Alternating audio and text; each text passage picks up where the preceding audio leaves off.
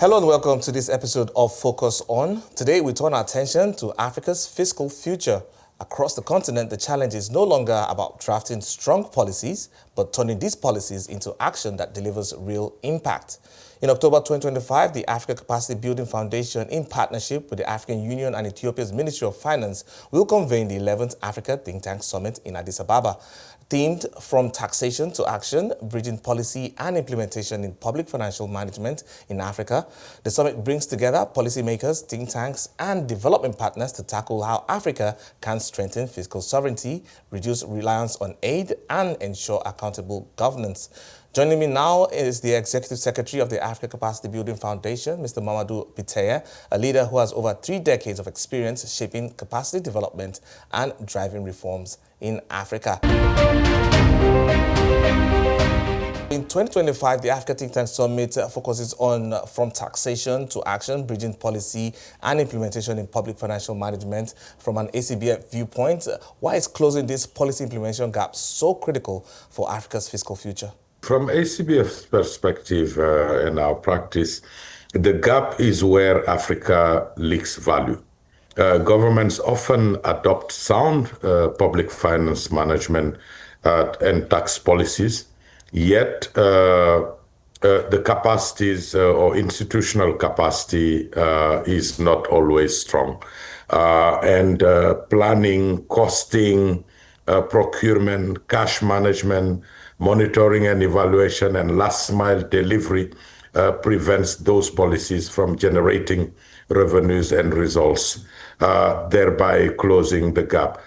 To do that, what we need is seize public finance, stabilize public finances, predictable execution improves revenue performance, reduces arrears and lowers borrowing costs.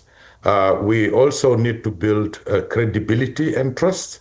When budgets deliver, taxpayers comply, and investors also price risk less. And finally, we need to convert reforms into growth. Executed capital budgets raise productivity, infrastructure, skills, digital systems, and expand the tax base. So ACBF's mandate is precisely to strengthen those execution muscles where people, processes, systems, and institutions, so policy turns into outcomes. So for instance, through our Enhancing Leadership and Governance in Public Finance Management, ELGPFM program, we are working with ministries of finance and relevant public financial management actors in Cote d'Ivoire, Ghana, Nigeria, the Gambia, Kenya, and Zimbabwe to strengthen leadership and governance skills in the PFM sectors. All right, but a key theme of this summit is fiscal sovereignty, and I'm trying to imagine here, how can Africa reduce its reliance on external aid while also still financing infrastructure, health, and even education at scale? Fiscal sovereignty is not aid abstinence. It's financing on Africa's terms. Our ACBF sees a diversified strategy, broaden and deepen domestic revenue, such as value-added tax base, widening excise on health, harmful products, property and land value capture, improved resource taxation, MSME formalization, etc. We need also to professionalize debt management, to lengthen maturities, hedge risks, and rebalance toward concessional green and diaspora instruments. The strategy entails also mobilizing long-term local capital via pension and insurance reforms, credit enhancements, and project prep facilities that turn pipelines into bankable projects. And finally, it's scaling innovative instruments such as municipal bonds, blended finance, carbon and biodiversity credits, that are anchored by strong public financial management and transparent project pipelines. So, but it is also important to curb the leakages through e-procurement, commitment controls, and real-time treasury systems. Every dollar collected should be a dollar delivered.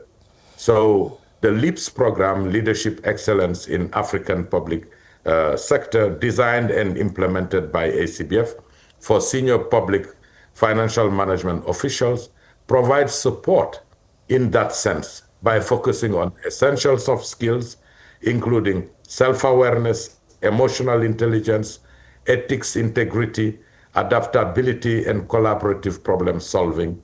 Moreover, ACBF also contributed to studies and capacity development interventions on domestic resource mobilization, including the illicit financial flows agenda.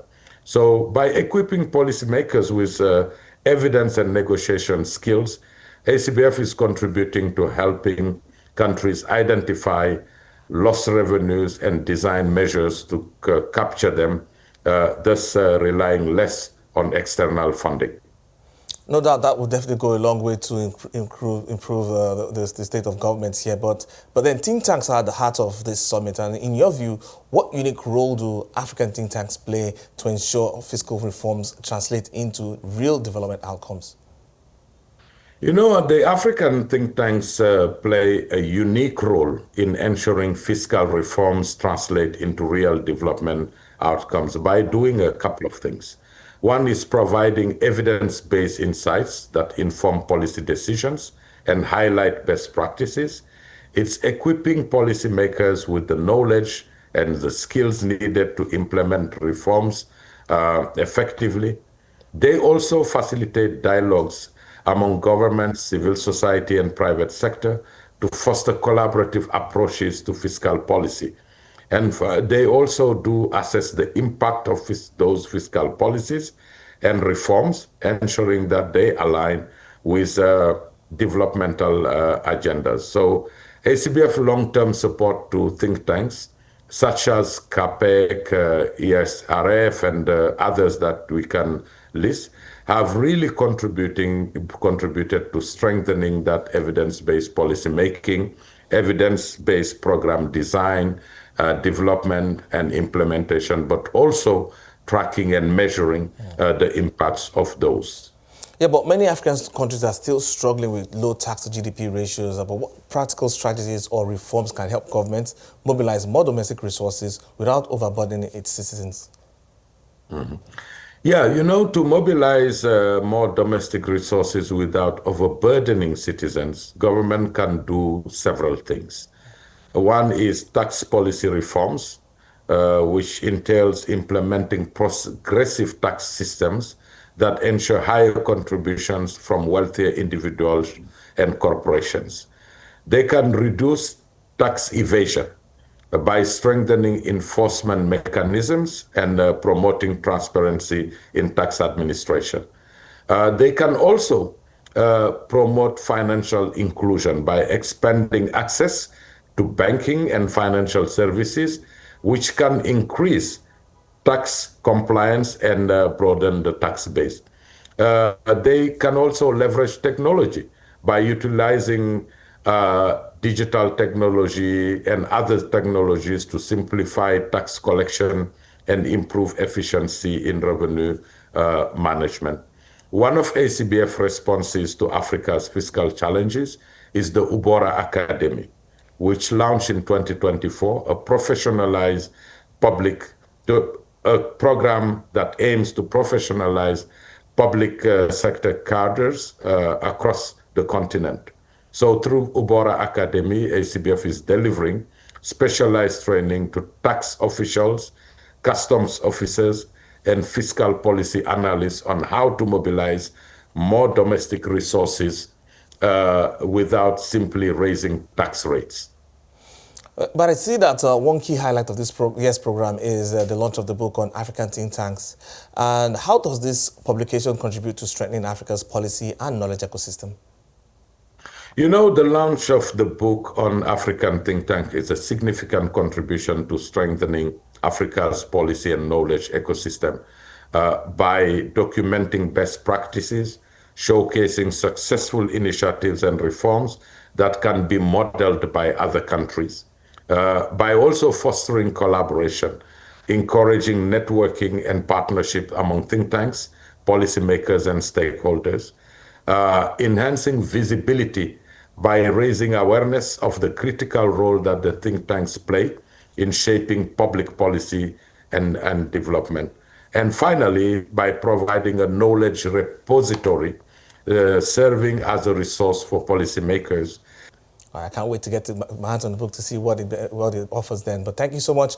I see that also that the 34th ACBF Board of Governors meeting will also take place alongside the summit. How do you expect ministers of finance and senior policymakers to shape or accelerate the capacity building agenda coming out of Addis? At the 34th ACBF Board of Governors meeting, we expect ministers of finance, who are our governors, and senior policymakers to commit to strengthening institutional capacities, prioritizing investments in human resource and infrastructure that support effective public financial management, to align capacity building initiatives with national priorities, ensuring that training and capacity development reflect the specific needs and context of individual countries, but also by promoting regional cooperation, encouraging collaborative efforts among countries to share knowledge and resources in capacity building. But looking beyond the summit now, what concrete outcomes or commitments would you like to see by 2026 that demonstrates that progress in Africa's journey towards stronger public financial management and accountable governance? We really hope to see, and we will not just hope, we will work towards really what needs to be done to see an increased domestic revenue mobilization, which is through a measurable improvement in tax to GDP ratios across African countries. Right now, the tax to GDP ratio in Africa is one of the lowest in the world compared to other regions. We expect to see also a strengthened institutional framework, enhanced capacities within public financial management systems that lead to more transparent and accountable governance. A successful implementation of key reforms, evidence of fiscal reforms translating into improved service delivery in health, education, and infrastructure, but also greater intra-African collaboration, established networks among think tanks, governments, and civil society that foster shared learning and collective action in public financial management. Those are the outcomes that we expect from both the Board of Governors meeting, but also the Africa Think Tank Summit. I can imagine that this will move the needle quite a whole lot, but thank you so much for your time today. I've been speaking with Mamadou Biteye, the Executive Secretary of the Africa Capacity Building Foundation, speaking ahead of the 11th Africa Think Tank Summit in Addis Ababa this October, as Africa strives to move from policy design to real implementation in public financial management. The conversation around domestic resource mobilization, accountability, and citizen trust will remain central. You've been watching Focus On. I'm Kenneth Bomo. You can stay with us for more insights on Africa's path on sustainable growth.